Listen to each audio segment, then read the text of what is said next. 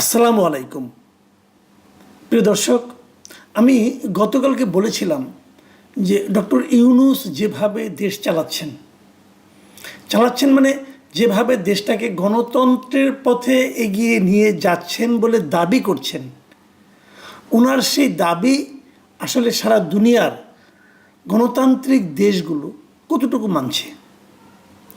গতকালকে 6টা সংগঠনের নাম বলেছিলাম যারা দুনিয়ায় মোটামুটি বিখ্যাত সংগঠন, এবং এদের সঙ্গে ডক্টর ইউনূসেরও খুব ভালো সম্পর্ক আছে। উনি যখন আমেরিকায় গিয়েছিলেন এদের সঙ্গে মিটিং করেছেন, বৈঠক করেছেন, এবং সেই বৈঠকের পরপর তারা একটা চিঠি লিখে ডক্টর ইউনূসকে বলেছেন যে ওনারা আরও কি কি দেখতে চান একটা সঠিক গণতান্ত্রিক পরিবেশ সৃষ্টির লক্ষ্যে। বলেছিলাম আপনাদের কালকে এটা, এবং এটা আসলে কি চান না সেটা কিন্তু আমার কাছে ইম্পর্টেন্ট না। ওরা চাইলেই পাবেন সেটাও তো গুরুত্বপূর্ণ বিষয়। আমি গুরুত্ব যেটাকে দিচ্ছি সেটা হলো ডক্টর ইউনূসকে নিয়ে আমাদের যে ধারণা ছিল, আমরা ভেবেছিলাম ওনার সঙ্গে পশ্চিমা বিশ্বের সম্পর্ক খুব ভালো। উনি যদি ক্ষমতায় আসে, রাষ্ট্র ক্ষমতায় আসে, তো পশ্চিমা বিশ্ব যেমন ওনার সঙ্গে দেখা করার জন্য, ওনার সঙ্গে কথা বলার জন্য সারা দুনিয়ার বিভিন্ন রাষ্ট্রনায়ক অপেক্ষা করেন, গুরুত্ব দেন ওনাকে, তো সেই গুরুত্বটা বোধহয় আমরা এখানেও দেখতে পারবো। কিন্তু বাস্তবে তা হয়নি। উনি রাষ্ট্রনায়ক হওয়ার পর আমরা টের পেয়েছি যে একজন নোবেল বিজয়ী যখন কেবল নোবেল বিজয়ী হয়ে যায় তখন তাকে যেন মানুষ যেভাবে দেখে, সেই নোবেল বিজয়ী যখন নাকি সরকার প্রধান হয়ে যায় তখন তাকে আর তারা নোবেল বিজয়ী হিসেবে দেখতে চায় না, তখন তারা তাকে সরকার প্রধান হিসেবে দেখতে চায়, এই সরকারের প্রতিনিধি হিসেবে দেখতে চায়। এবং এই সরকারের প্রধান হয়ে তিনি কি কি কাজ করেছেন, কি কি কাজ করতে চাচ্ছেন সেগুলোকে তারা বিচার করতে চায়। তখন আর ব্যক্তিগত সম্পর্ক কোনো কাজে লাগে না।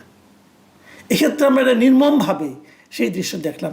সেই দৃশ্যের দ্বিতীয় ধাপ আজকে দেখলাম।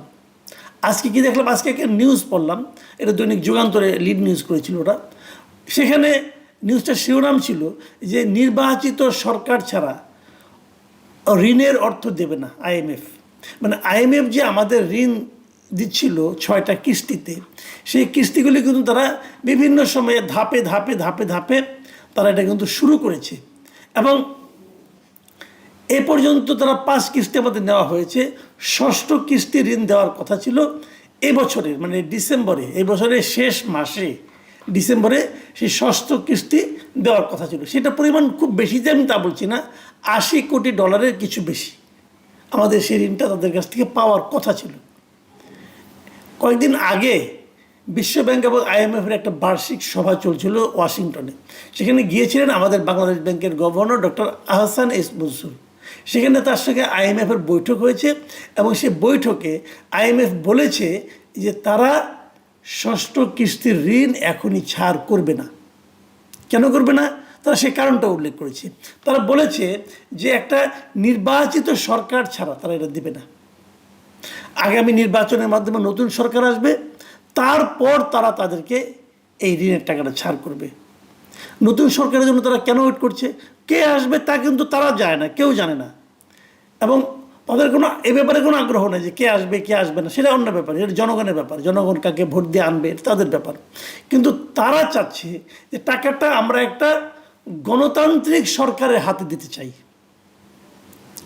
মানে এই সরকার নিজেদেরকে যতই বলুক, সরকারের প্রেস সেক্রেটারি একজন আছে না, উনি বলতেন না আমাদের সব কিছু করার ম্যান্ডেট আছে, বাট আপনাদের তো আইএমএফের ঋণ পাওয়ার ম্যান্ডেটই নাই। তো কী বলেন রে ভাই, আপনাদের কোনো ম্যান্ডেট নাই। দয়া করে, এতদিন কেউ আপনাদের কিছু বলেনি, এখন বলা শুরু হয়েছে, আরও বলতে থাকবে। একটা অনির্বাচিত সরকার, একটা অন্তর্বর্তীকালীন সরকার এত লম্বা সময় থাকে না রে ভাই, এটা কোথাও থাকে না। এটা থাকাটা ভদ্রতা নয়। আপনারা জোর করে আছেন, আপনাদের উপদেষ্টাদের মধ্যে লোভ ধরে গেছে যে আরও কত থাকা যায়। আসেন আইএমএফের কথায় আসি।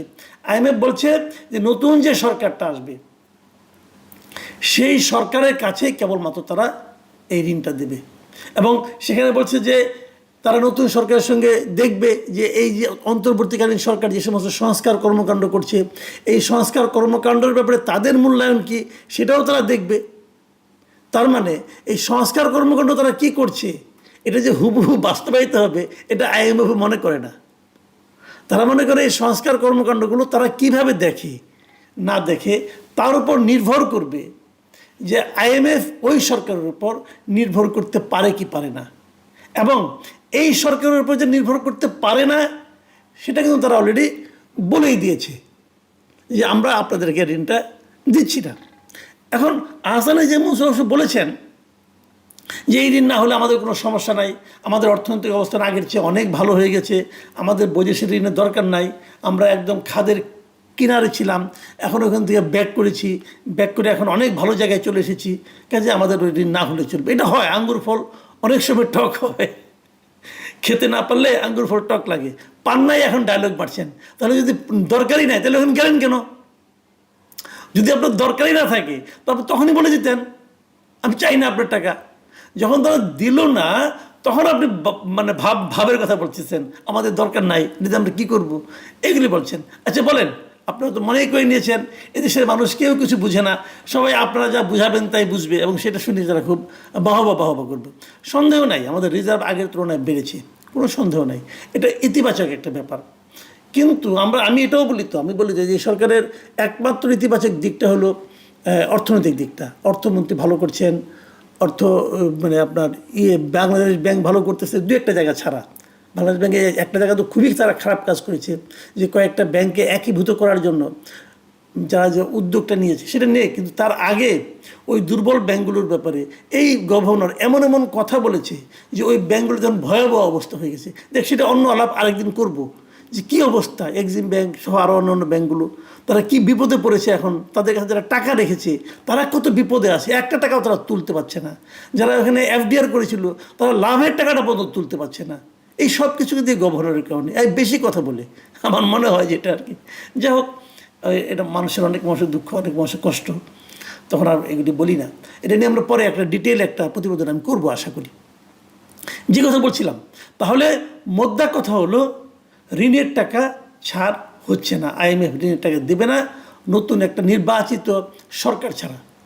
টাকাটা আমি আগে বলি, টাকাটা ইম্পর্টেন্ট না, ইম্পর্টেন্ট হলো ইমেজটা।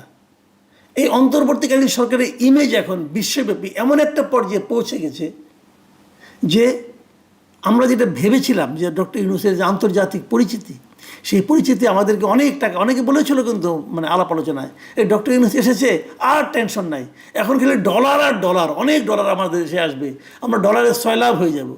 আপনাদের মনে আছে ডক্টর ইউনূস কিন্তু বলেছিলেন, গত বছর নভেম্বরে বলেছিলেন যে আমরা আর বিশ্বের কাছে যাব না, বিশ্ব এখন আমাদের কাছে আসবে। আপনারা এই নিউজটা দেখেন, হেডলাইনটা কি, আমরা বিশ্বের কাছে যাব না, বিশ্ব যেন আমাদের কাছে আসে।